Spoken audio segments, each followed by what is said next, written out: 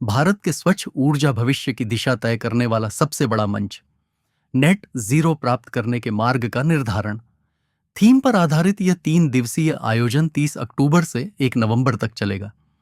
इस एक्सपो में 700 से अधिक प्रदर्शक, 1000 ब्रांड और 250 वैश्विक विचारक भाग ले रहे हैं।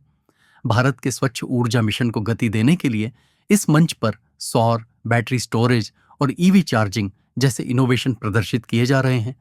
REI और बैटरी शो इंडिया मिलकर देश को हरित और आत्मनिर्भर ऊर्जा भविष्य की ओर ले जा रहे हैं। Definitely I think last year में ही हमने 400 से % ज़्यादा ग्रोथ की है, ईयर ऑन ईयर ग्रोथ है।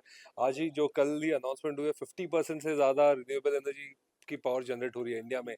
आज जो पावर जनरेट हो रही है 50% ज़्यादा रिन्यूएबल से हो गई है।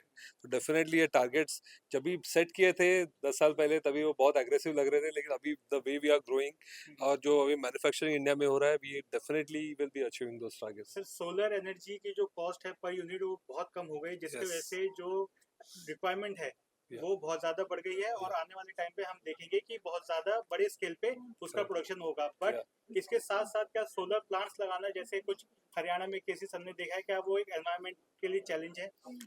See, there is a mix and match of everything. As अगर आपको प्लांट लगाना है, there will be some environmental issues which are there. I am sure the industry and इसके लिए तो डिपार्टमेंट बनाया गया, government does take care of those cases and उस बेसिस पे ही अप्रूवल देती है. But I think very important कि आज ये solar and renewable is the best solution, most clean solution, और इसके लिए ये गवर्नमेंट का जो सपोर्ट आ रहा है वो बहुत मैसिव तरीके से है।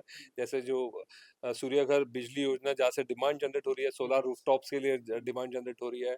ALMM के बदौलत आज मैन्युफैक्चरिंग इंडिया में बना है। नहीं तो पहले का यहाँ पे आके सिर्फ असेंबल होता था चाइना से आके, अभी इंडिया में मैन्युफैक्चरिंग बेस बना है। आज हमारे शो का ही अगर मैं देखा जाए, जहाँ पे पहले 50% से ज़्यादा इंटरनेशनल एग्जिबिटर्स होते थे, आज 85 to 85% डोमेस्टिक मैन्युफैक्चरर्स है।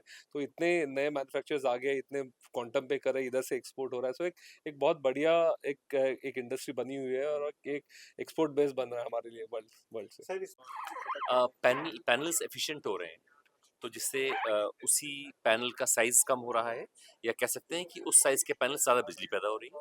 उसके अलावा जो और टेक्नोलॉजीज हैं, एग्री पीवी का एक आ रहा है कि नीचे इसमें खेती होगी और उसके ऊपर उसके पैनल लगाया सकते हैं। उसके अलावा पानी पे प्रोजेक्ट्स हमारे यहाँ मध्य प्रदेश में एक 278 मेगावाट का प्रोजेक्ट एक ऑलरेडी चल रहा है, जिसमें कि पानी के ऊपर पैनल्स लगाए गए हैं।